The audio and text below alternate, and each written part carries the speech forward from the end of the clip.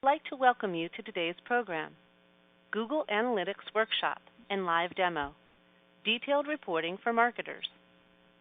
My name is Krista, and I will be your conference moderator for today's program. Today's webinar is 90 minutes in length. This 75-minute presentation will be followed by a 15-minute question and answer session. The entire program is being recorded and can be purchased by using the order form included with the conference materials. Please listen to this important instruction as it will help to ensure the best possible experience during the program. If you should have any technical problems, please call Progressive Business Conferences at 800-964-6033 and a representative will assist you. We cannot help you unless you alert us to the problem. Please remember that it is a violation of our copyright to record the conference. Now I would like to introduce your speaker, Tina Arnoldi. Tina? Great. Thank you, Krista, and welcome everyone to today's presentation on Google Analytics. What we're going to be doing today is I'm going to take you through some slides about Google Analytics that are going to have screenshots, but we are also going to be going into Google Analytics accounts. So that's meant so you can just kind of have reference later on. As I'm a consultant and a trainer, and the Google products are kind of the core of what I do. So I do a lot of AdWords and analytics training and consulting, and analytics just has so much information in it that it just can kind of be an never-ending topic. What I will do today as I go along is I'm going to stop and occasionally ask you some questions, and it's just really so I can get some feedback about, is this a concept you've never heard of? How familiar are you with this feature of Google Analytics? And you won't see those questions, you won't see the answers as other people respond, but I'm going to see that come up on another screen. And again, this is just so I can kind of monitor the knowledge level of everybody who's attending and modify accordingly. So here's what our agenda is for today, which is pretty ambitious, so we'll see how this goes. I try to give people as much information as I can. We're going to start by talking about dashboards. Very, very easy to use and such a great feature of analytics for you to be able to see your data at a glance.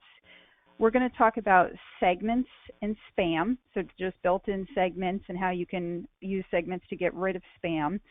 Talk about advanced segments, which are ones that you can set up, so you want to go beyond what Google provides.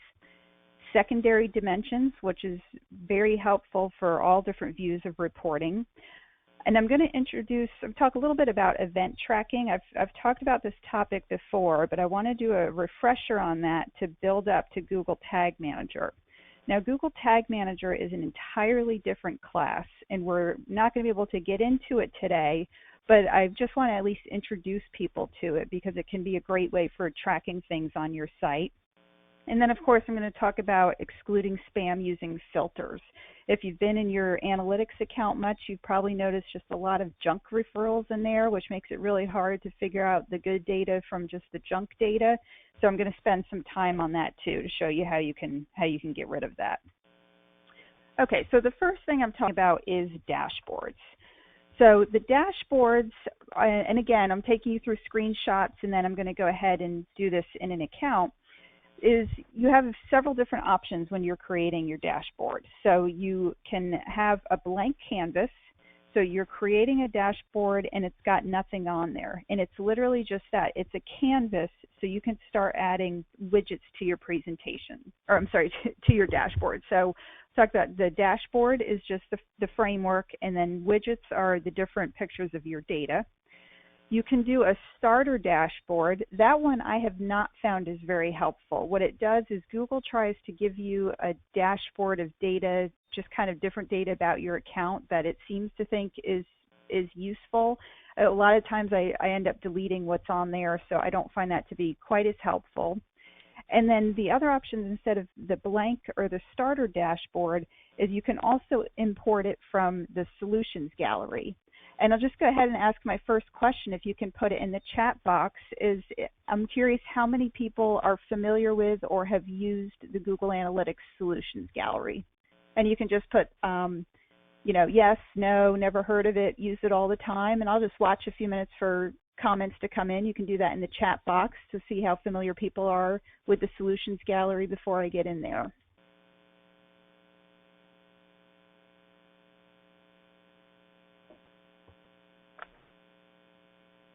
So I'll just watch this for another second. If anybody put in, in the chat box, yep.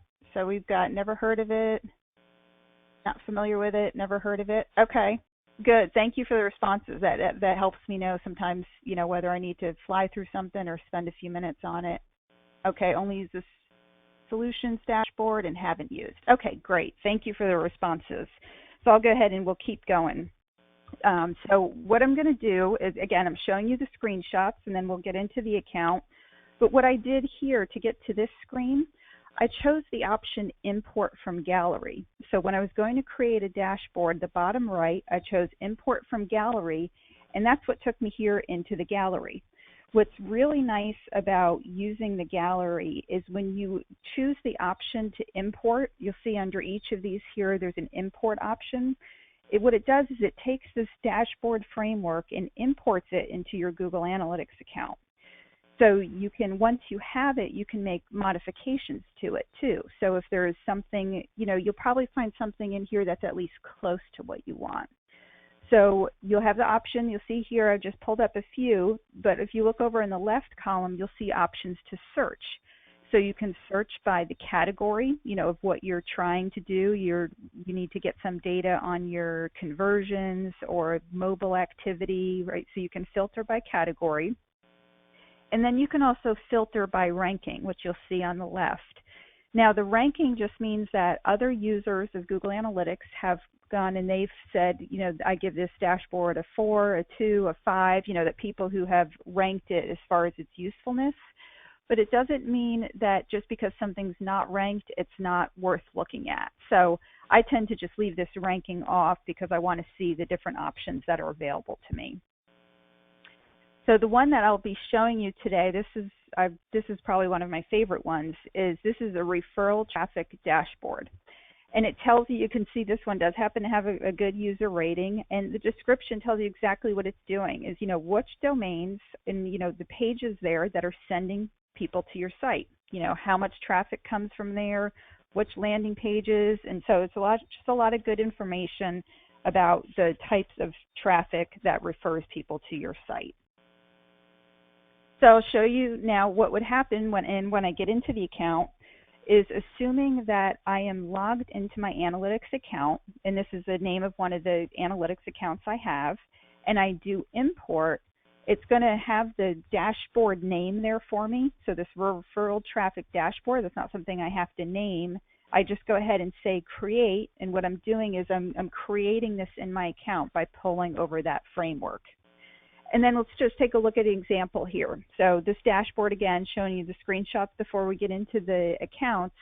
But this is what the referral dashboard tells me, is it's looking at, just the number of referrals, the by mobile rate, the top right showing me the websites that are referring. At the bottom right, I'm looking at some city information. So it's a pretty good dashboard if you just want you're answering the question about, tell me about the referrals on, that are sending people to my site. Another thing I want to point out is that when you'll notice one of these, this is a widget, and actually let me back up for a minute. So this whole page here we're looking at, that's a dashboard. Each piece, each square on there is a widget. So we've got, the bounce rate by medium widget, by mobile widget. And then if you're looking and you're seeing, you say this dashboard looks pretty good, but this is a widget that's not very helpful to me. You have a couple options here. You can just go ahead and do the X out, just delete the dashboard if it's not helpful. And then the other thing is you can go ahead and do the edit option. So if it's pretty close, so it's saying, well, this is pretty close, I just have a couple things that I want to change. You can do that pencil icon, which allows you to make changes. So again, this is you're importing it, you're getting the framework, and it may not be exactly what you need, but that's okay. So I'll show you what this widget looks like if you did want to make some changes to it.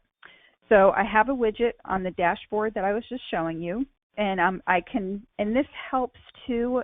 So this dashboard that I imported from the Solutions Gallery in this particular widget, these are very helpful as you're learning analytics because it can show you how something was built.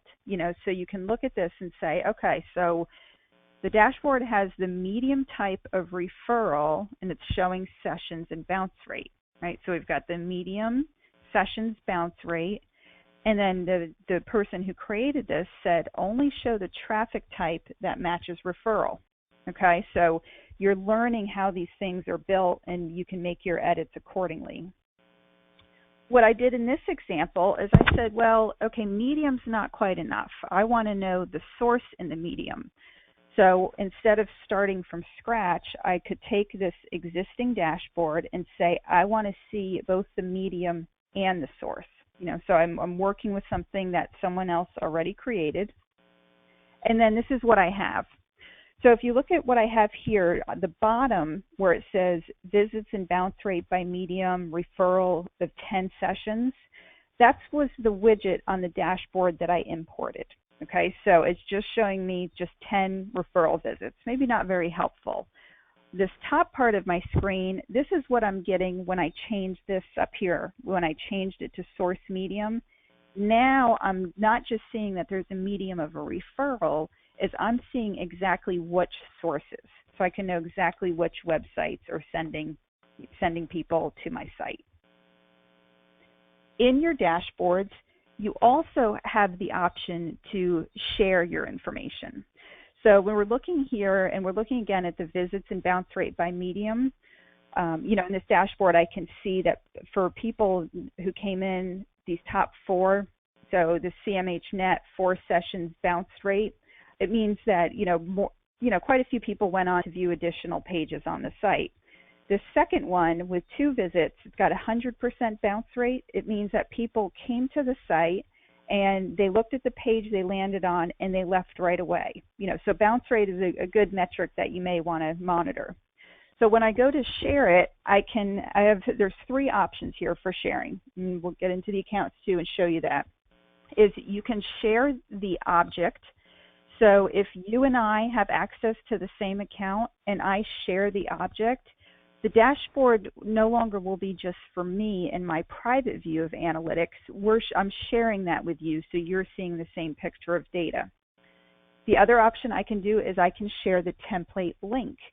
So in that case, if you and I are at different companies with different analytics accounts, and I go ahead and I share that template link, I'm not sharing my data, I'm sharing this framework for you. So I'm saying, this is a really good report about my referrals, and it may be helpful for you, is that I can go ahead and just share a link, and so you get this same outline.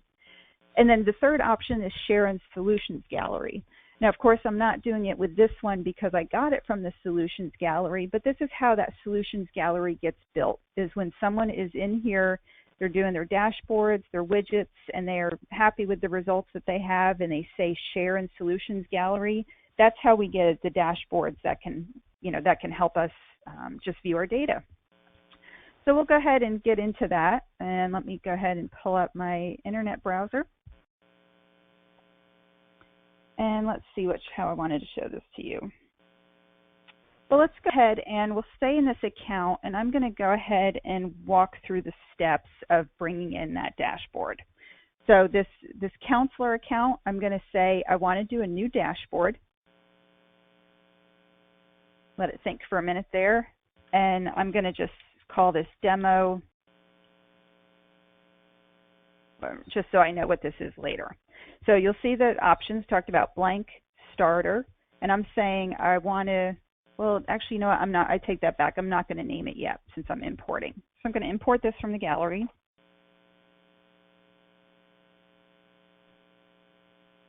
And as that's loading, I'm going to see if I can find that referral dashboard that I showed you in the screenshot. Yep, there we go. So pull up the dashboard. I'll go ahead and I import this. So the Solutions Gallery, it is a separate website. There is a Solutions Gallery website, but I'm doing all of this while I'm just logged into analytics. So I'll go ahead and I import this referral traffic dashboard.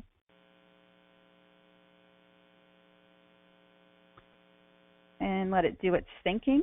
Okay, and this is where I started naming it, but I realized it's named here. So I'm adding demo at the end of this just so I know I can delete it later, but it's staying with the account that I was in. You know, it named it for me, and I'm going to go ahead, I'm going to say create.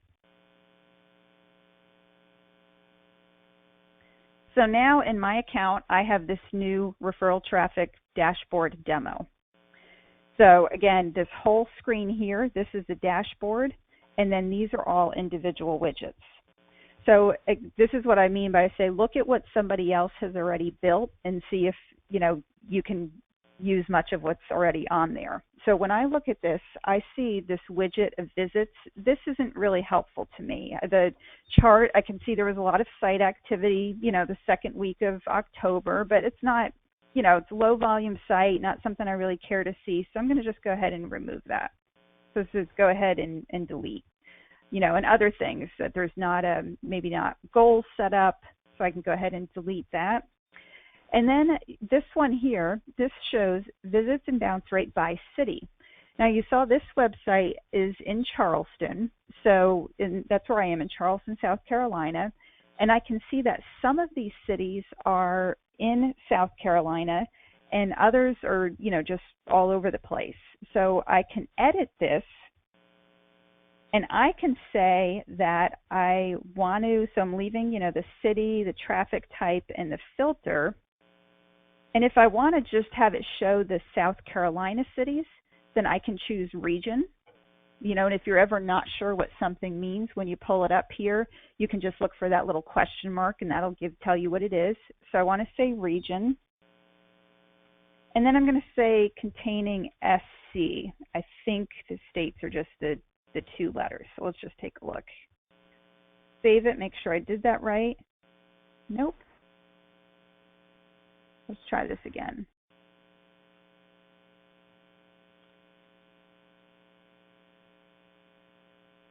There we go. Okay. So now what this is doing is it's showing me cities, but it's only showing me the cities in South Carolina. When you make a change like that, I recommend renaming the widget so you can go back later. So when I come in here and I edit, you know, again, I'm looking at just South Carolina, but I would rename this and say SC only. And then that way, you know, 3 months from now when I'm looking at my data or somebody else is looking at it, you know, you really know what it is. So it's really important to, you know, to name things well. So you can see that here, that's what this one, this is SC only. Okay, let me show you next, get into the sharing options. So the share, where I said there was a few different things that you could do here is you could share the object, share the template, and then share in the solutions gallery. So sharing objects, let me show you what that looks like first. Over here in my dashboards, when I pull in the dashboard, it went right into my private dashboard, right? So this is just for me, for my account when I'm able to get in. But if I want it for everyone who has access in this account, I do share, share object, and then now it's up here and shared. So it's something you may want to look at with your dashboards. If you see that you have private and shared, private is only for your account, shared is for your other account users. The share template link. So when I do that, that's what this is telling me, exactly what it's doing. I'm only showing the dashboard configuration. So I'm not giving you any kind of data, but I'm only showing you what is, you know, just the skeletal outline for my dashboard. So there's really quite a bit that you can do with dashboards that I think, you know, a lot of times when I'm looking at accounts for people, I'm spending time just on the dashboards because I'm able to get really everything I need there. Okay, so we looked at the dashboard, and now let's go on to segments, spam, and a little bit more on the solutions gallery. And I'm just going to go ahead and post a question there and see if anybody, again, just in the kind of that Q&A or that chat box, just know if you are using segments at all in your accounts. So I'll just take a minute, watch for those to come in.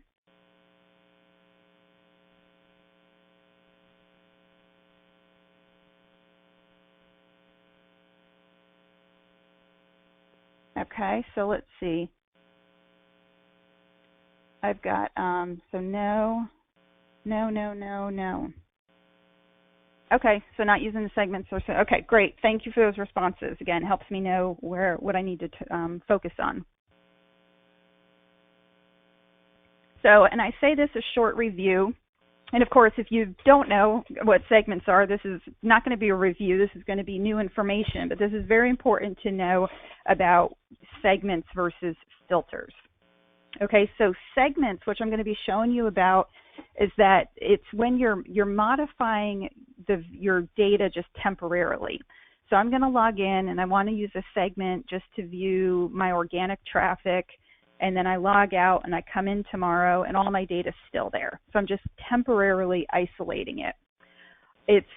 When I apply it, it applies to all of my data, right? So from last year to today, so it's everything, and it's per user. So it's something that, it's my view of the data.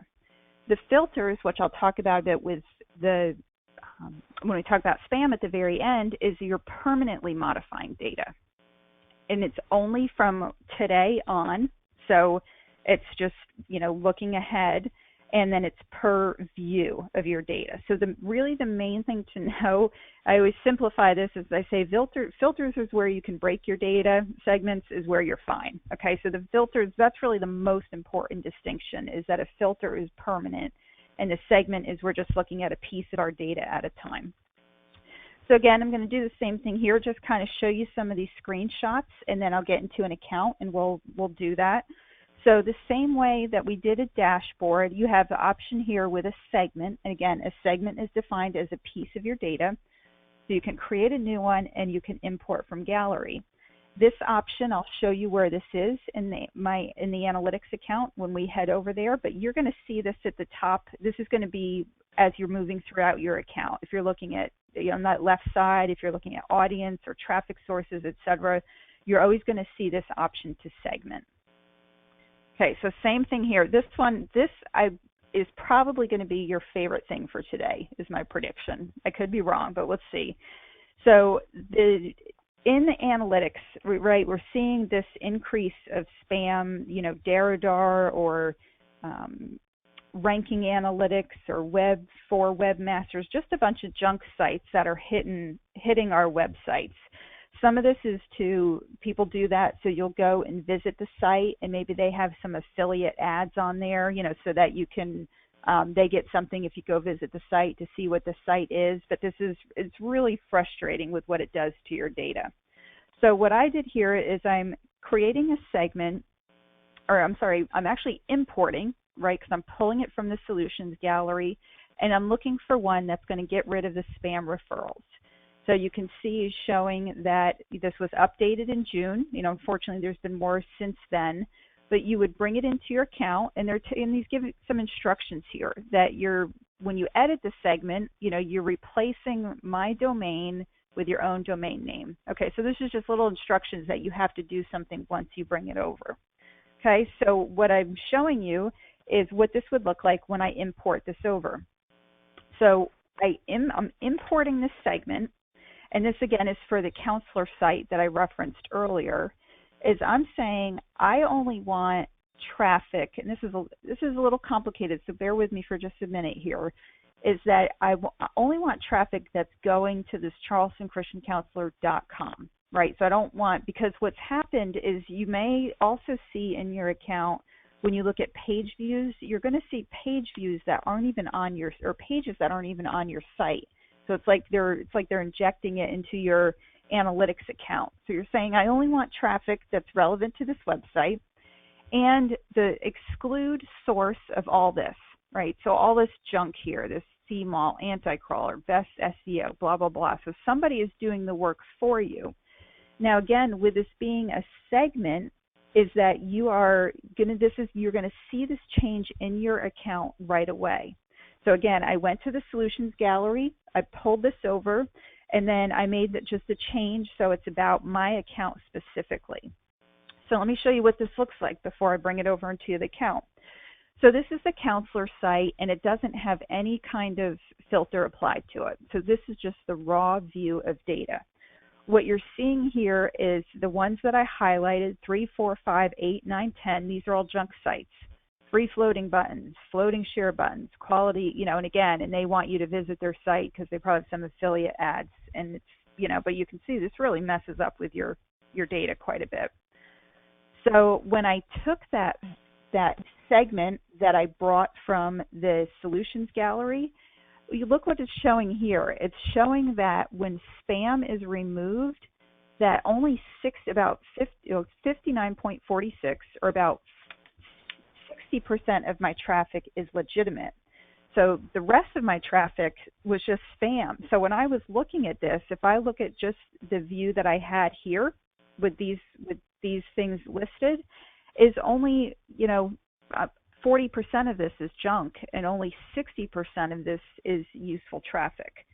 So again, this segment, what this did is I didn't permanently change anything. I'm saying I want to go back in time, and I want to see data that all of my data, and I want to remove these junk sites, but I don't want to permanently change anything. So that's a segment. You're applying it, and you're getting that view of data.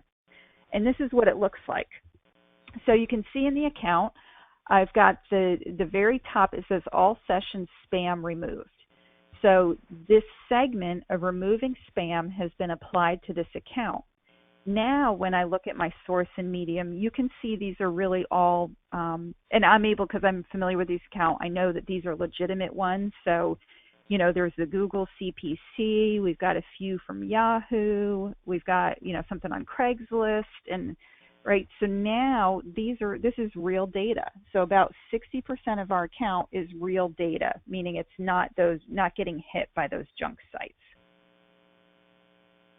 So let's go ahead and I'll come on over and we'll pull one up here. So let me get back to my window. And this is what I was saying, that you're going to see the option for segments in multiple places in your account. So right now I'm here, I'm still in this dashboard. I have an option to add segment. I can come here into the audience and I can add segment. So the segments, you're going to see that, really regardless of where you are over on the left side. So we'll show you this account. Well, actually, I'll stay over here. So the applying a segment is the same thing that you did with your dashboard. Is you had the option, to start from scratch, or to import. So again, we're going to import from gallery. And I'm going to do one, spam. I'm going to say for spam again, and let's see what comes up. Maybe there's a new one. And okay, so this is still that same segment. So this is the one that you have in the screenshots too. So I'm importing that. I'm saying this is a segment that I want to use in my account.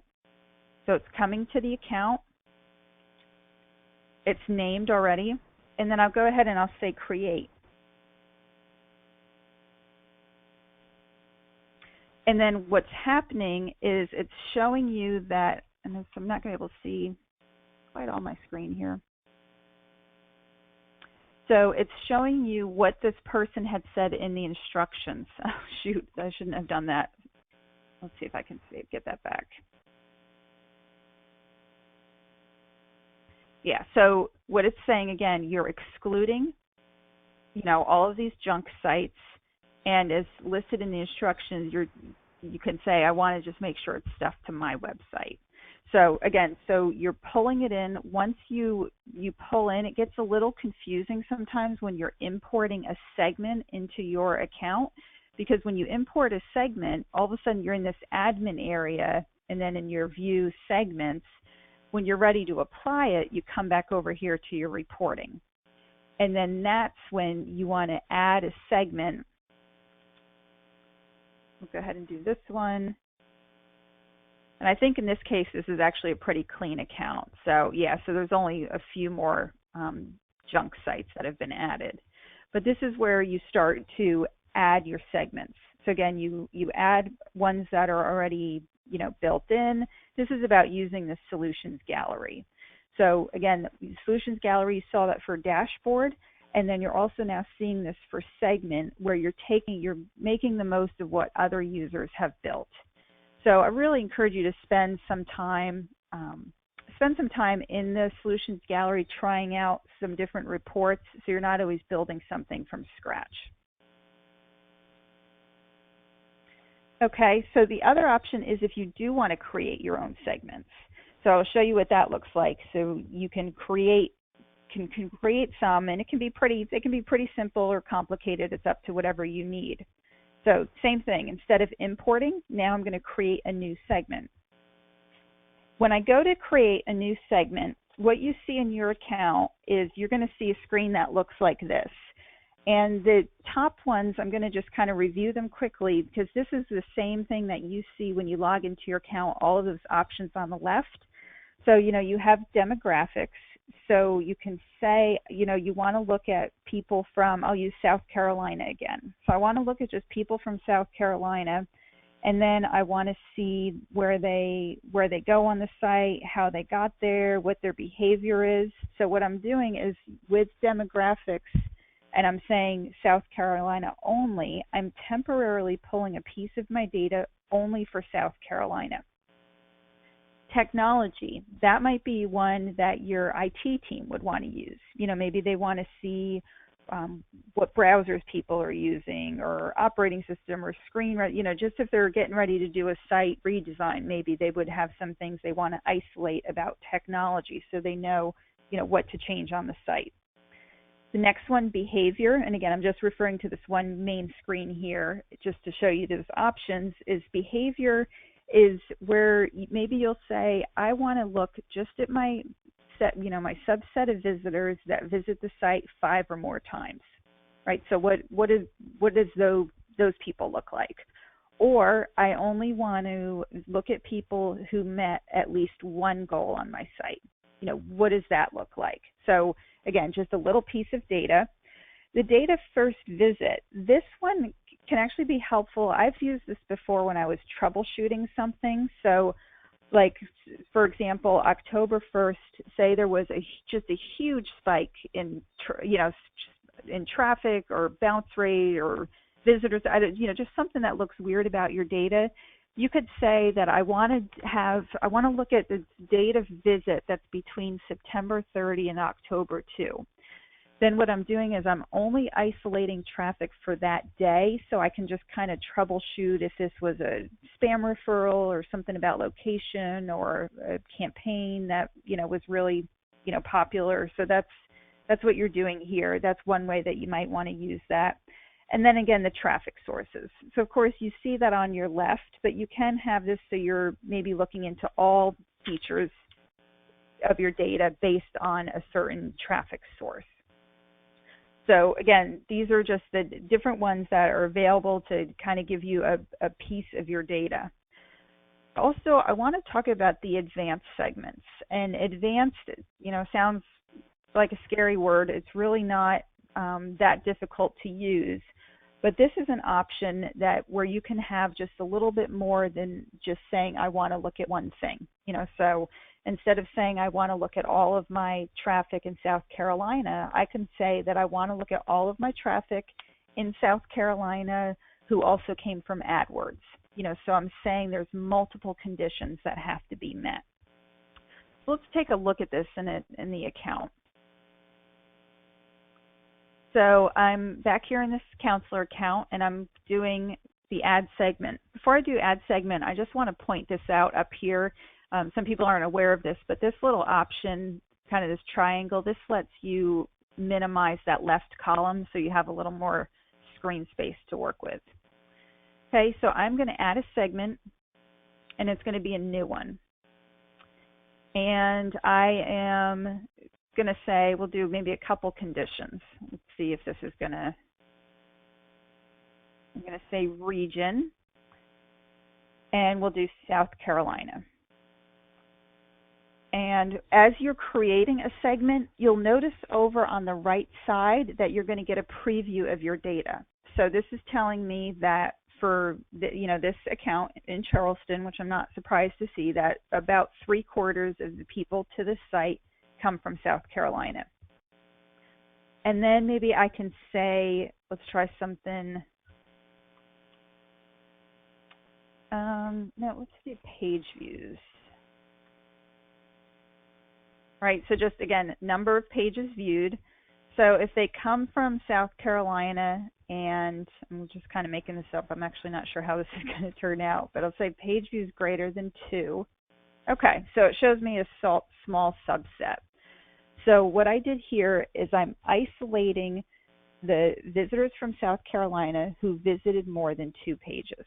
So I'm going to name it something that makes sense later on. So I'll say SC visitors, page views greater than 2. And I can already see that this is going to account for about 15% of my site visitors. So I do save. And then what I'm going to do is, since I only want to look at people that meet that criteria, I'm going to remove all sessions. I don't want to compare it. I'm going to just remove it so I'm looking at just this traffic. So then what I mean is that you can use it in all areas of your reporting. Is I have my SC visitors. So if I were to look, obviously if I look at geographic area, this should just be showing South Carolina. So obviously you wouldn't necessarily use that segment, with this one, right? Because we already isolated the geographic area. But I could say, well, let's look at the visitors in South Carolina that came through an AdWords campaign and looked at more than 2 pages. No one accounts for that. So that's something you might want to be aware of. If this was an ad campaign and the goal was really to get people to spend a lot of time on the site, it's good to know that the AdWords campaign isn't sending people who want to view more than 2 pages. I can come down and what else might I want to look at? What pages are they on? So again, these are my South Carolina visitors. They looked at more than 2 pages. So what are the pages they're looking at? And that's what I can see, that information there. So again, the segment will follow you throughout the account as you're looking at these different things. And it's also just a temporary view of data. So I'll go ahead and say remove. And then now I'm back to looking at all sessions. So it's a temporary change. Okay, so let's come back over here. Secondary dimensions. Now, for those of you who this was a brand new thing that you hadn't used segments or solutions gallery, this one kind of reins it in a little bit because this one's a little bit easier to work with a little bit if I'm starting to hurt your brains. So just again, I'll go ahead and post a question real quick, is how many people are familiar with or are using secondary dimensions? If you just put that in the chat box.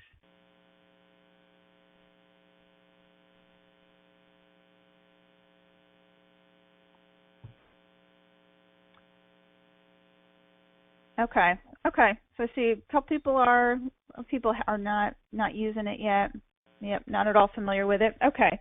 So secondary dimensions, the way they are used is when you come into your analytics account and you're looking at some kind of screen, along the top here, you see these different options that you can click on, which is this box that I have here in blue.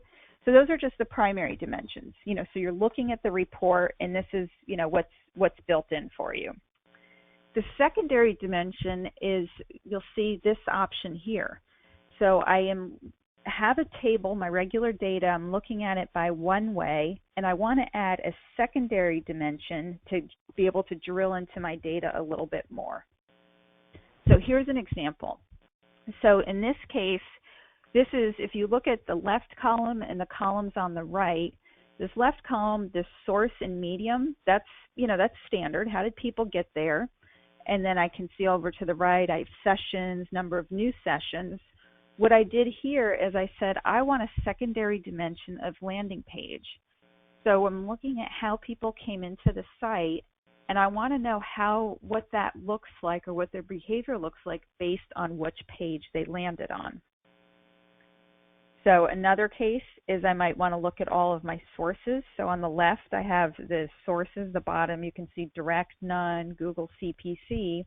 And I'm saying I want to look at these sources, but I want to look at it by region. So then that's what I have on the right there, my South Carolina, North Carolina. So I'm looking at the sources by the region. So it's a way for you to just kind of drill into your data a little bit more. So I'll show you what this can look like. And this is a great tip, and it's very easy to use. So I am saying, let's come back down. Okay, so I'm in here on pages. So here we are, I'm in just a standard. You come into analytics and you're looking at your acquisition or something else, and you'll see, so you have this view of your data, right? So just a standard report looking at the pages. But the secondary dimension, this is where you can start to drill in. So I'm interested in the pages, and I want to know, where did those people come from? Most of them are South Carolina. This one, I don't know where this is, Dublin City. And then so I'm seeing my pages and I'm seeing my region. I could also say, well, I want to know with my pages, and I want to know who the user type, like who's looking at it. So are my new users looking at these pages, or is it the people who have been on my site before? So I go ahead and I click on that. And now I'm still looking at the pages, but I've introduced the secondary dimension of user type. So I can see returning visitors went to a specific page. They returned to the home page. New people goes to the fax question. So that's good to know that for the new visitors to this particular site, that's something that's helpful. So those are your secondary dimensions. Very easy to use, and you'll see that throughout your account. If you started somewhere else, such as source, you can say, I want to look at the source, and then by the landing page. So you just kind of explore a little bit to see which dimensions are available to you. So those are the secondary dimensions. Now, this next one, event tracking, is it's a little complicated. So I'll go ahead and I'll post my question again here too. Just how many people have used or have heard of event tracking?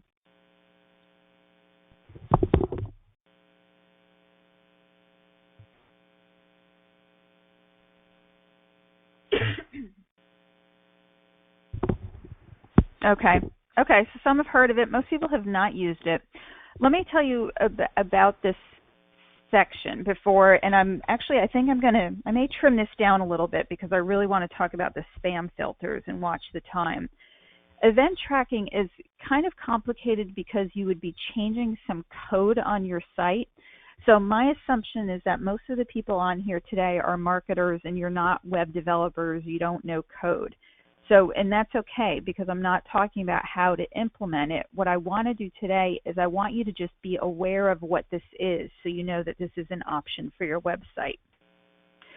So event tracking is when it helps you to see how people are interacting with your site, but this is features that are not built in. So if I go to your home page, you'll be able to see in your analytics that somebody visited your home page. But if I clicked play on your video, that's not necessarily built in. So if I click play or pause or I download, so these are interactions with your site that are not built into analytics. So it's just a little bit, it would take some coding. But again, if there's things on your site that you want to track that's not built in, you talk to your web developer about this event tracking. So when you use event tracking versus virtual page views, and again, this is an introduction to these ideas. You're not expected to master event tracking and virtual page views today.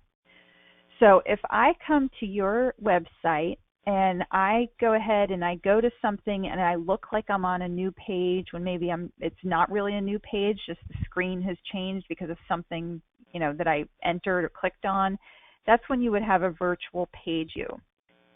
If it's not the experience of a new page, that's when you would use event tracking. So if I am on your home page and I click to play the video, I'm not experiencing a new page.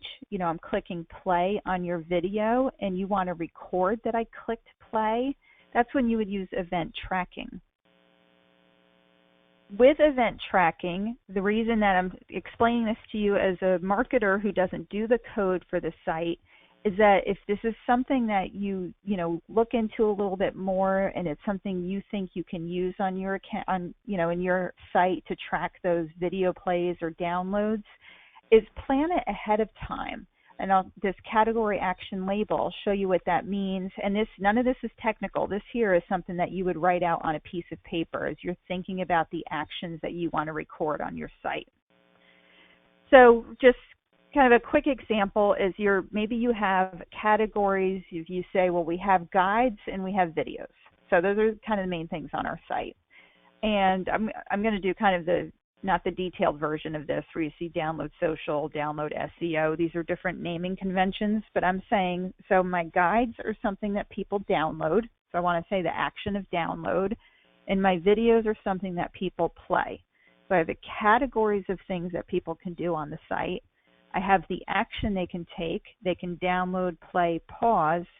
And then the label is a name of what they're doing. So they're downloading the Social Media 101 guide. The reason this is important to track, kind of map out on a piece of paper in advance is so when you are looking at this data in your account, you understand what's being tracked.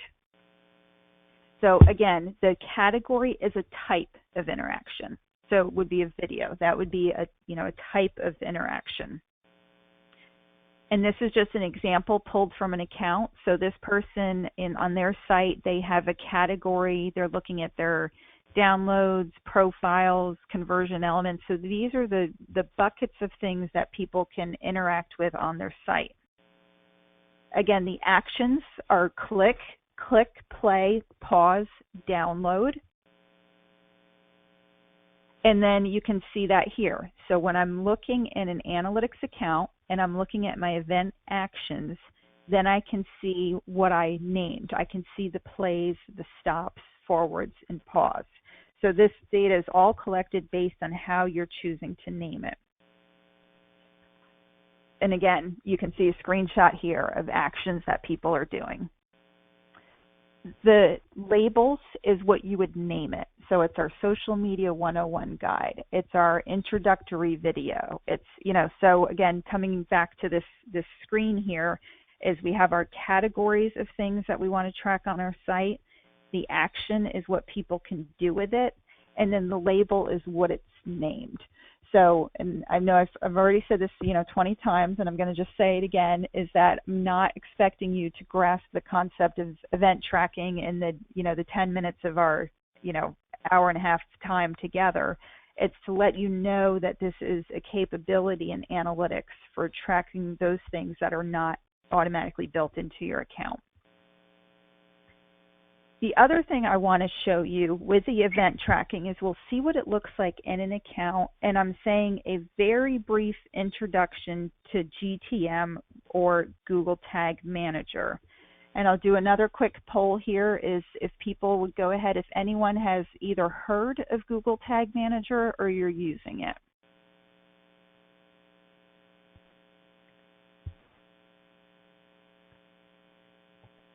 Yep, never heard of it, Okay, so we got a couple people who've heard of it. Okay, so we got kind of a mix here. People who've never heard of it, not using it, just, not very familiar with it. Again, and I'm going to preface this with, this is definitely not a class on Google Tag Manager today. So this could be a topic for another time, Google Tag Manager. What I want you to do, I just want to introduce it to you as a way of managing your site. So the way Google Tag Manager works is, and again, it's, get into this in a class just on that, but it works with tags. So what they call a tag would be like a button click. So I click on something on your site, I click play, and then the trigger is kind of when this fires. This should fire whenever somebody plays on a video, or it should be whenever they play a video on our FAQ page, or, so you're determining when this fires. And what that really means is that you're just recording an action. So this Google Tag Manager, it's a free tool, and it's for marketers. Even though this sounds, kind of complicated, and I'm afraid a couple people's heads might be exploding with all of this today, is that once it's implemented, you would need your IT team to help you get that implemented, is that you can add and remove tracking pretty easily to your site. So if you have a tag for remarketing, or you have a tag for playing a video, or a tag for, something else, you're adding this into this tag manager, which is a container, and you can do that without having to know how to change the code. So that's what this is about. This tag manager is you're changing what's installed on your website, and then you're managing the different things that you track on your site. So again, this is really just an introduction for you to know that it's here. And now, why would you care? The reason you would care is if you are constantly talking to your webmaster or IT team because you're always making changes to the site. We need to change the code to track this, or you're implementing new remarketing tags or AdWords tags or DoubleClick, or you're just putting more and more stuff on your site. This is when you might want to look into Google Tag Manager as an option for you. If you have a very simple setup, you just have Google Analytics, you're not doing AdWords, you're not doing DoubleClick, you're not doing anything else, this may not be something that you want to mess with, just again, because you're already familiar with a tool, and if it meets your need, of course, I always say don't install something or use something just for the sake of using it. But the reason I want to show you what this is, just a quick screenshot, is what I like about Google Tag Manager is that it does make it a little bit easier to record those tags. Or sorry, let me say that again, record those events. So what I have here, and unfortunately we can't get into Tag Manager today, I just want to introduce you to what this would look like to set up an event, is I have a category which is just something that I would recognize in reports, and I'll show you an account where they have a button click, right? So that's a category of button click. I want to know when people are clicking on buttons throughout the site.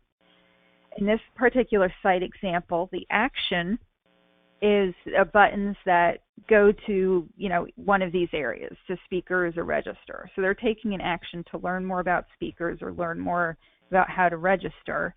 And then the label is it's just kind of pulling the HTML from your website. So it just kind of automatically pulls that code from your site to name things. So again, this is kind of a scary screenshot because it's got some code on here.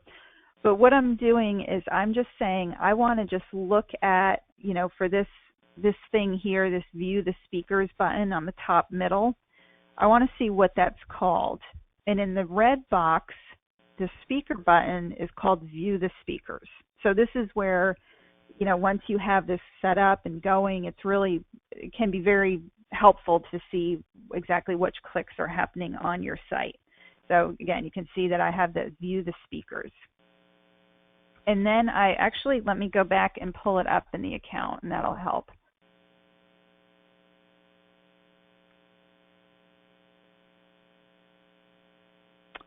Okay, so backing up a little bit, so I'm in behavior and then events. And when you're spending some time in your account later, you might want to just come in here, look at behavior, events, and overview, just to see if you even have this set up in your account. I'll go ahead to top events. And so this is what I have for this person's website. And I'll go ahead and just pull this up a minute. It'll make a little more sense. So he's got, all these different pages on his site, and he also has buttons. So what I'm doing with that is I'm saying, okay, I want to know when somebody clicks on a button. And then it's recording which button they're going on. Are they, of course, what you would see in your pages, you can see that people go to the speakers page. But this tells me that they are clicking on the button to get to the speakers page. This one says that even though you can go to this conference and just go to the registration page, like right up here, I click on that and I see registration. What again I'm doing by using an event is I'm seeing that they clicked on the button to get to registration. So instead of coming to the registration page through using this web address, they were here and they, clicked on this, expressing their intent. So this is also helpful kind of in site usability. So maybe after the event, you come in here and you say, well, what kind of activity did we have on register? So everybody was coming up here, and people, they were going to the page, but they weren't going to the button. Maybe do we need to redesign things? So that's what you're doing here again in your events, is that you are just tracking an action on your site that is not built into analytics. So it can be complicated, and it is something that not everyone needs, but I just want you to be aware that event tracking is available for things that you want to track, such as this button here. And then that Google Tag Manager is available to kind of help you manage all of these number of things on your site. So again, what the takeaways here are just to know that event tracking is an option, analytics, to stretch it a little bit further. And then that Google Tag Manager is a free tool from Google that'll help you, manage all of these things in one place. And the virtual page views, that's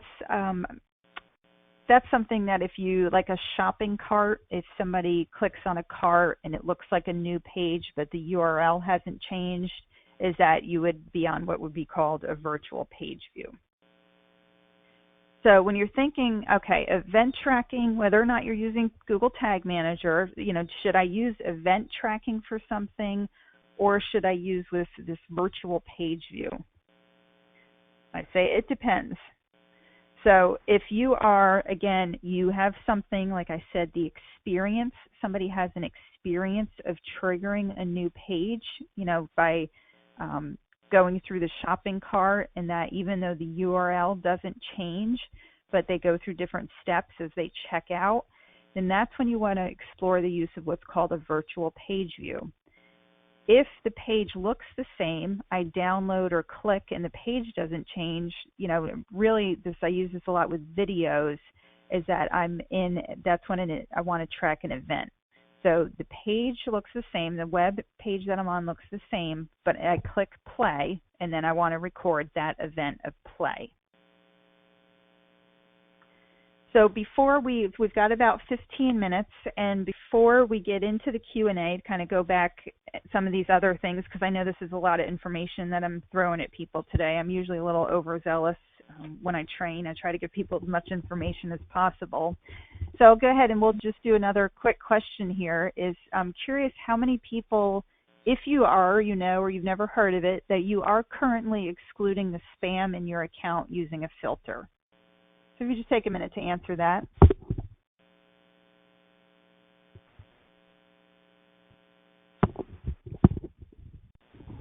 Because this just seems to be a bigger and bigger problem in analytics, is the amount of junk that gets through. So yeah, so far I'm seeing that people are saying, not using any filters, and then when we get to the Q&A, I'll kind of walk back through a few things. So yeah, okay, so not using filters. Okay, so before I show you how to use it in filter, I'm just going to step back to this screen again, because it's again so important to know the difference between the two. So the segment you saw me apply to exclude spam, again, what I was doing is I was taking a subset of my data that did not come from spam, right? So this data was legit traffic, and I was just temporarily saying, let's apply this to get rid of that junk. So that is a segment, so it was just applied for while I was in the account. I was the only one that would see it, and then when I come back to the account tomorrow, I'll see everything, that was there originally, including all of that junk.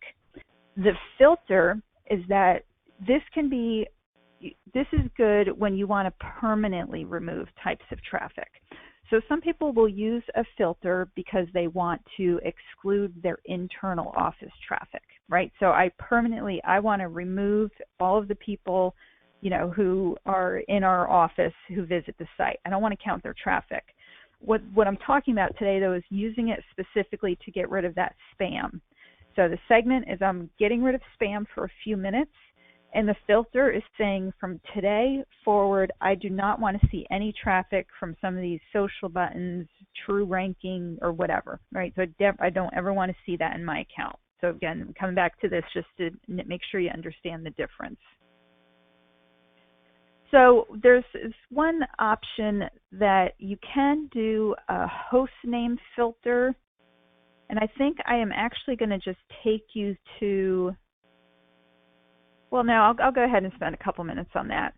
So your host name is, I kind of think of, just for purpose of simplicity, is kind of like your, similar to your domain, right? So google.com. So think of, google.com as the host name. I'm oversimplifying that, but just, bear with me kind of for the purpose of looking at how to do this. Is you want you want traffic that was intended for, your host name, or, traffic that was coming to your website. And then you also want the traffic that is to get rid of that spam traffic. So let me show you this in one account, is that this conference site that I showed you, what I'm doing in this filter is I'm saying I want to include only traffic that's coming to this host, this domain of the conference site, revolveconference.com. What this shows at the bottom is that I've got some host names in there, like this forwebmasters.org, like just a junk website. So what this is doing is this filter is saying if the traffic is not going to this Revolve conference website, then I want to I don't want to include that. I don't want to see that in my data. So I'm going to take you through that because I know that's a pretty, that's a tough concept. So let me come over here in Analytics. So you want to look at to determine, well, what's a host name? Like, how do I even see what this is? When you're coming into your audience and you're looking at technology and network. Okay, so what I did again here is I did my audience, my technology, and then network. And then I have a bunch of information over here on the right. And then I'll click host name. So this is what I mean by when I say you'll see things there that's not intended for your website. So what this tells me is that the majority of my traffic, is going to this Revolve conference, but I've got this little webmaster junk site in here. So when I talk about applying a filter that you don't want to include some of this information, the filters, again, since that's permanent, is done under the admin area. So I'm kind of taking you through this filter, and then I'm going to show you how a way to kind of automate this process. But I want you to just at least see how these things are built. So I'm in my admin area, and I'm looking at filters, and you look at this here. These are all spam filters, and these were automated. So when I show you in a minute how to kind of automate this, you don't have to say, oh, no, do I have to build all of these filters? Because as I showed you, we have the one that we just want to come to the revolveconference.com. But what we want to do in our filter is we want to exclude the source of this one and $100 and 4 webmasters and make money online. You see all this? This is all junk. And so I don't want to record visits to the site from these junk sites. So I'm excluding that, excluding the source for any of those. Problem is that you look at how many there are. So this, again, this has obviously become a huge problem in analytic accounts. So I open another filter, and then we've got, let's see, I'm also saying, so in this same account, right, so still for this conference account, I'm adding another filter, and I'm saying don't include that, don't include that, don't include that. So I didn't build this. I brought this over. So now, again, I'm saying I want to get rid of this traffic. Now, if you look at this and you think, well, why do you need 10 spam filters or even more than that? It seems like a lot of information. Each time that you create a filter and you specify what you want or don't want, in this case, I'm saying this is what I want you to exclude, you only have 255 characters to do the exclusion. So again, let's come back here. So this is 255 characters of spam. This one is 255, so when you run out of space to include, to put your filter in, that's when you have to just keep creating these new filters to get rid of spammers. So, and I think I have that mentioned on here too, so as of a couple months ago, somebody was stating that it was taking 25 separate filters as of a couple months ago in order to get rid of all of the junk traffic that's out there. So, and that again is a big problem. Let's see if I can come back to the site and look at see if I can look at their raw data.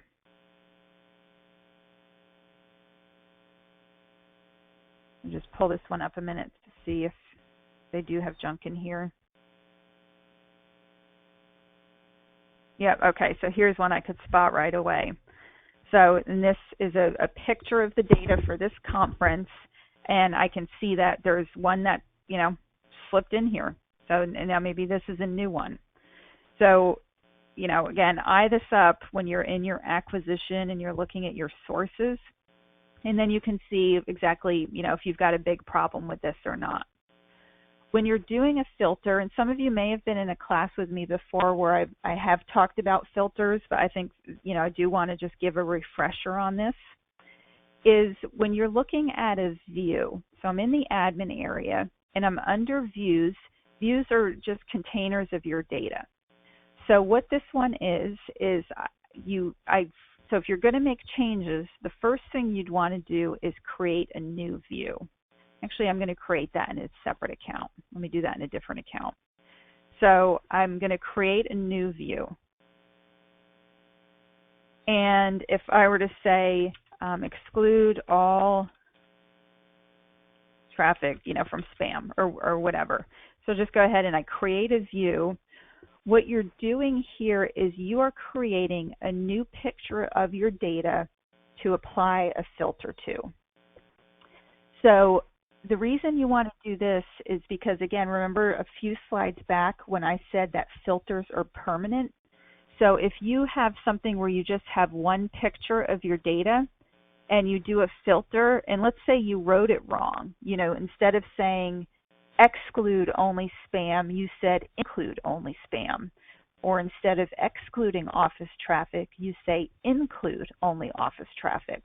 Right, so if you write this wrong with a filter, it's a permanent removal of data. So that's something else that you want to check in your account before you start applying filters is look under in your account in your view, and it could be named differently. I just name it all website data raw. Let's see, did I apply? Nope, I did have a filter on that one. So actually it's not a good example because I don't have a raw one. This one should be.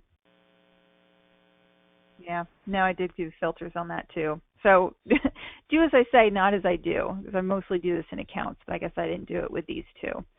So you have a collection of your data that hasn't been edited at all, and then when you have one that excludes these spam filters or uses a filter to exclude spam, that's where you're going to want to do your reporting, because you have a clean view of your data. So you've got your data that's about actual site visitors, and you're just getting rid of all this other junk that's been, messing up your data a little bit.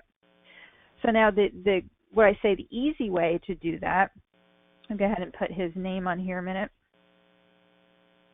So this guy, I'm not even going to try to pronounce his name, but if you do jot it down, Simoahava is really just brilliant. He's been such a resource for the different things that I've been doing in analytics. And I'm going to pull up his site and show you, why you would care. So I am on this guy's site, and I'm on specifically the spam filter. So even though I was showing you how to build filters, that you could learn how to permanently exclude stuff, this is a way that you can automatically apply that.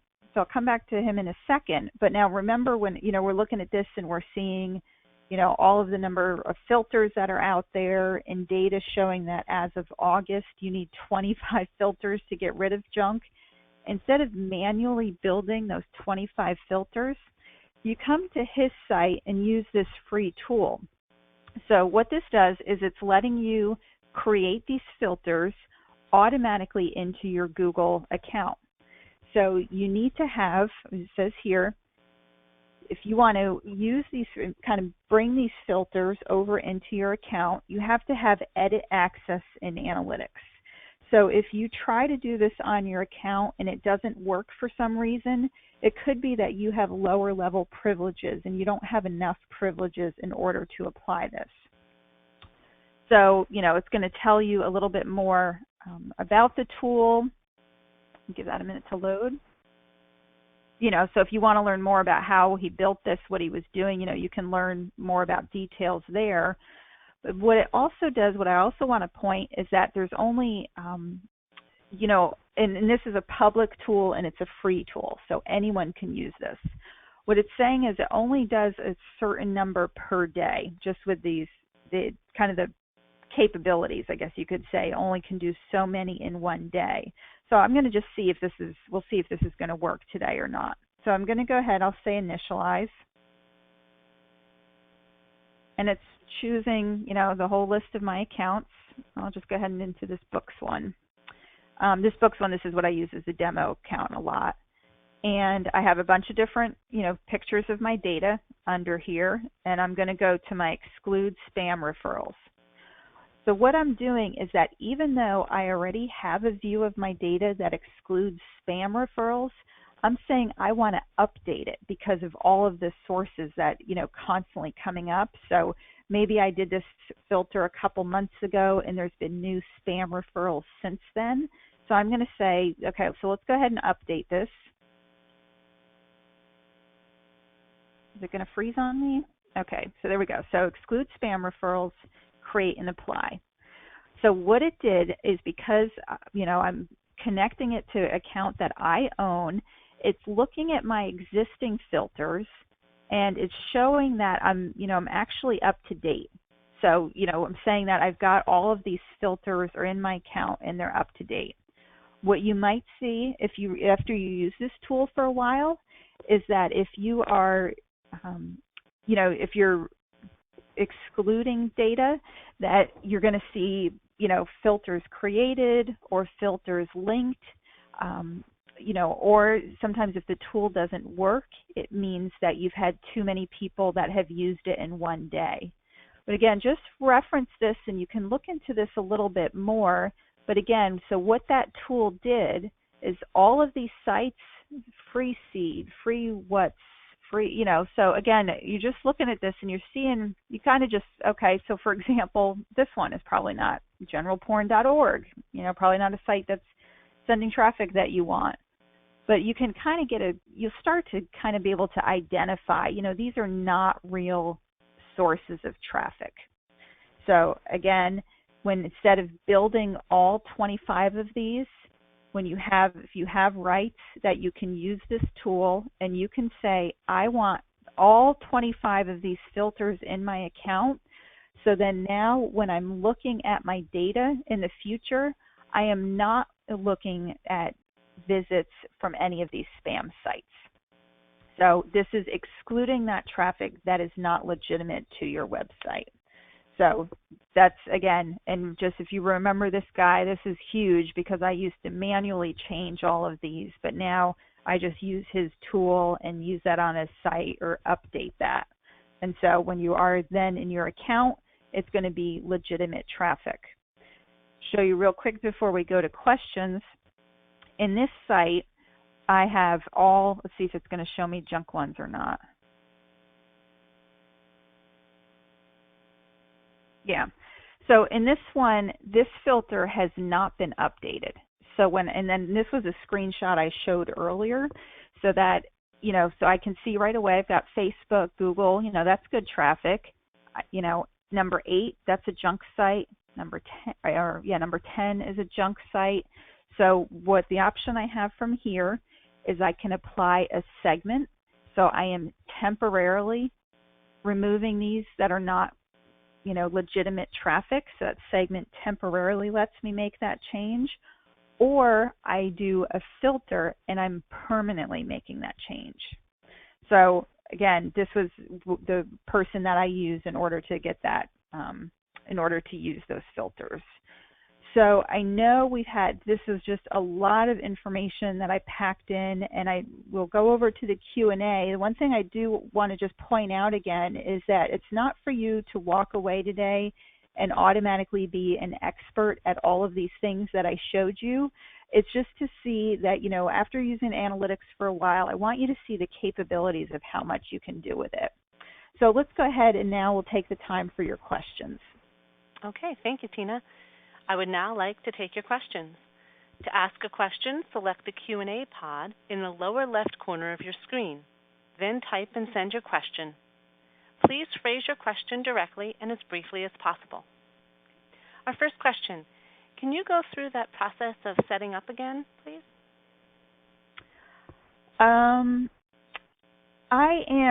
I'm not sure what reference that is to about setting up. So for the person who did that, if you would just take a minute to just say what piece you wanted me to go through again, because I'm not sure if you're referencing the filters I just did or something earlier. So if you wouldn't mind specifying that, we'll come back to your question and we'll go ahead to the next one for now. Super, thank you. This was a bit over my head. What is a spam referral as it applies to visitors to your site? Okay, so again, let me come back over here to that spam referral. These are the people or the sites that are not, it's not sending good traffic. It's just kind of like bots that are just hitting your site automatically, because their goal, and I'm going to say don't go to these sites, but they want you to go visit this website. And, because you look at this and you say, oh, who's this? We've got a new referral sending traffic to our site. Well, then when you go to that, what they probably have, I don't know if they have a virus or if maybe they have affiliate ads that when you go and click on their site, they're getting affiliate advertising money because you're visiting their site. So again, these are what these spam referrals are. These are not legitimate visits to your website. Okay, thank you. Back to that first question. Can you go through the process of setting up Segment into spam removal, imported from Gallery, but got confused at conditions stage, and how to see data from that point? So spam removal set up through Segment. Okay.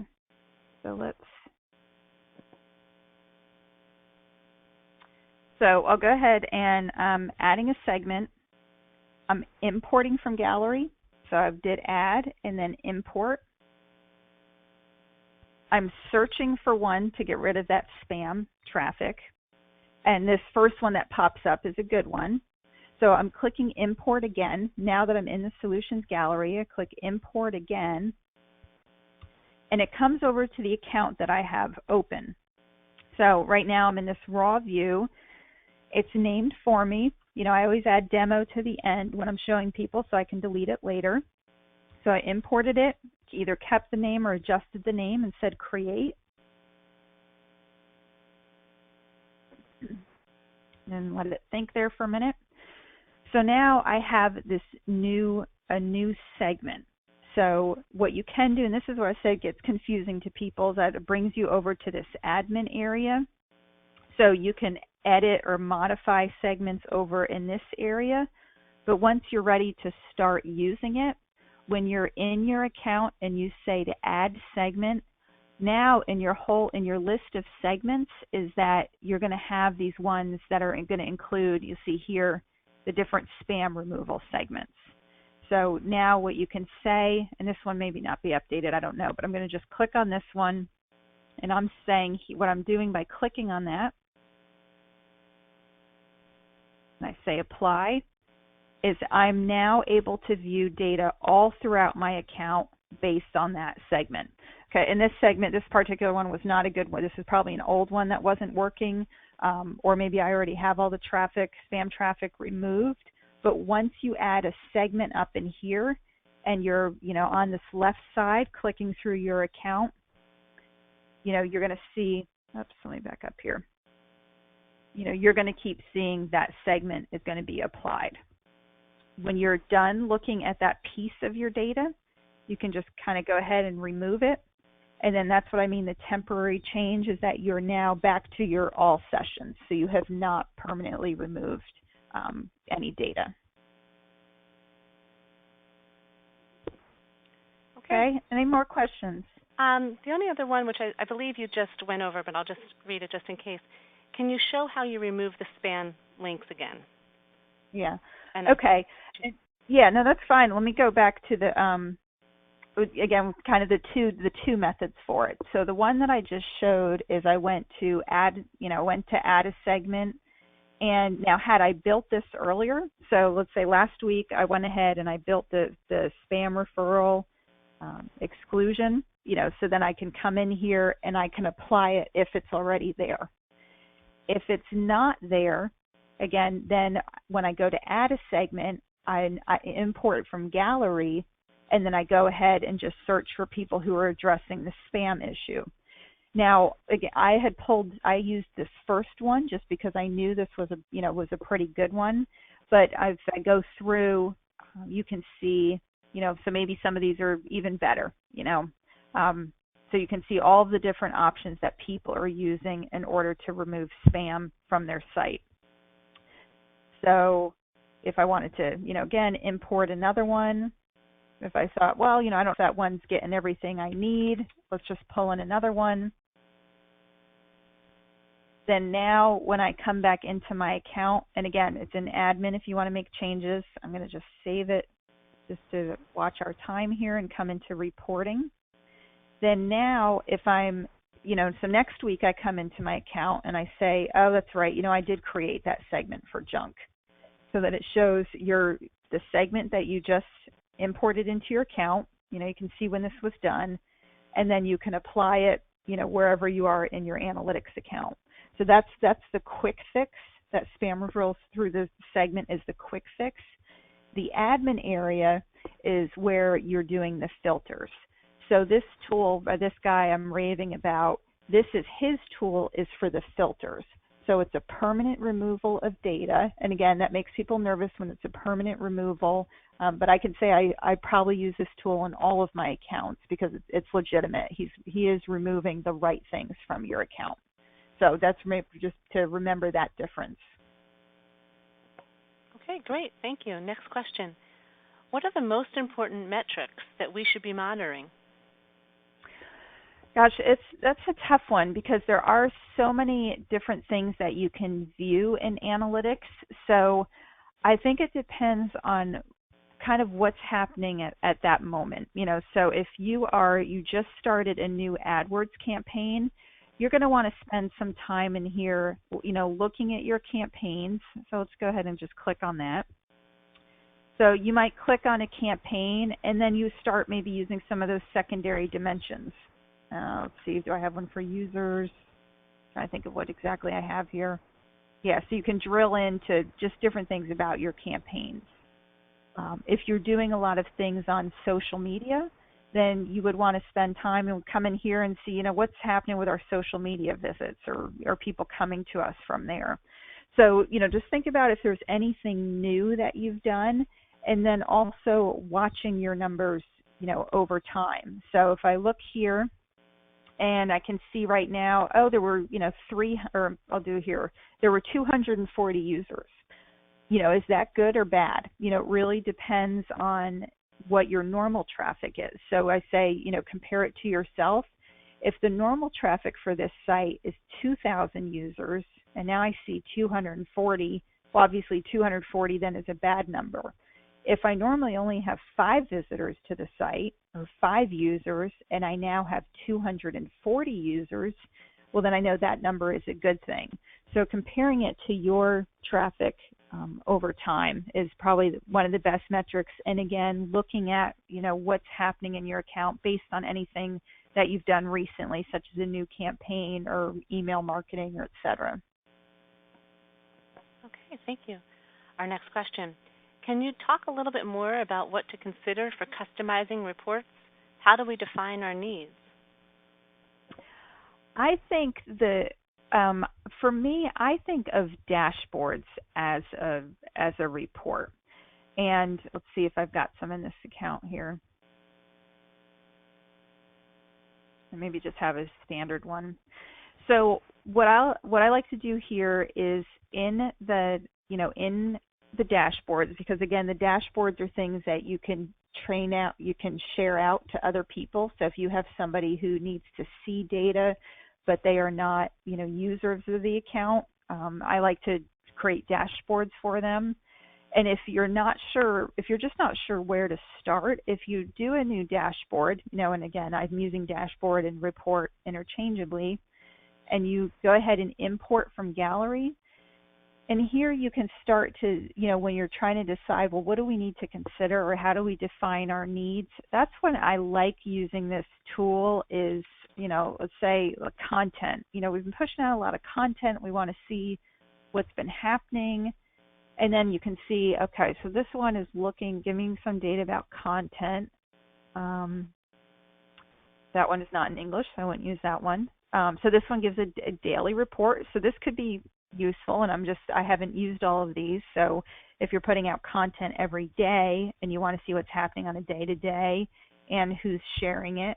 So that's why if you're just not sure what exactly you need, but you at least know the general area that you want to check, that's when I would say create a new dashboard and then start to search. So I've been asked to give some information about our social media activity. So I'm going to just say social media. Let's see what some people have here. Okay, so this one is this dashboard. How's it performing? Just traffic, engagement, goals. So it might take some trial and error. So you might import one of these and you say, this doesn't give me what I need. Let me just delete it. Or you import it and it's pretty close to what you need.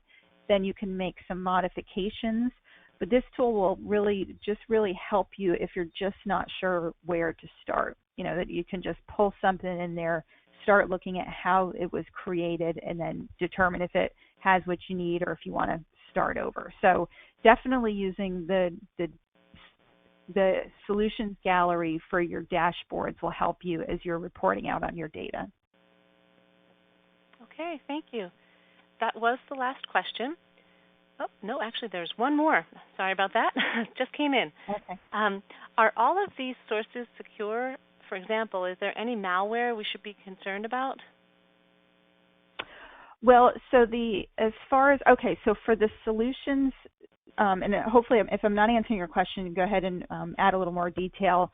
So the solutions gallery, yes. So that's kind of, even though it's user-generated reports, I basically look at it as it's Google owned. So if you're using the solutions gallery, I wouldn't worry about what you're bringing in.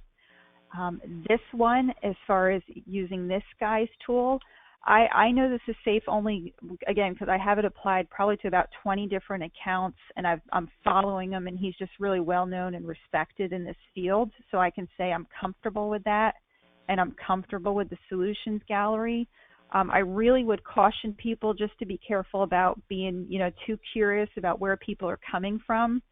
So, so this get free social traffic, I wouldn't even click to that site because I don't even know what's on it. So be careful about those, those kinds of things as far as when you think about malware and not sure what the purpose of this site is. If you are curious, maybe you can go ahead and do a Google search about the site saying, learn more floating share buttons, and you can see what people are saying about the site, but I would never click out onto one of those. Okay, thank you. That was the last question. If you did not have an opportunity to ask your question, please email your question to jmurphy, that's JMURPHY, @pbp.com, and your conference producer will be glad to respond. Now I'll turn it back to you, Tina, for some closing remarks. Okay, great. Thank you. I will just kind of go back and just this first slide, I said I had a pretty aggressive agenda here today. Dashboards, you can get started with those right away. That's probably going to be your biggest takeaway. You can use your segments for spam. Advanced segments is if you want to start building your own. The secondary dimensions are just those little things to drill into your data for reporting. Event tracking and tag manager, they're both, I recognize that they are advanced concepts, but I want you to know that they're there if you need those for, down the road. And then, of course, the spam filter, a little more advanced because it's a filter, but it's really important to have good data in your account. Okay, thank you, Tina. Progressive Business Conferences would like to thank you for attending today's webinar. We would like to give some closing information, which is also listed on your dial-in instruction sheets. If you would like to purchase a recording of this conference, you may do so by calling 800-964-6033 or by using the enclosed order form. And again, we encourage you to complete and return the evaluation form to us. On behalf of Progressive Business Conferences, I would like to thank you for attending the webinar. This concludes our program.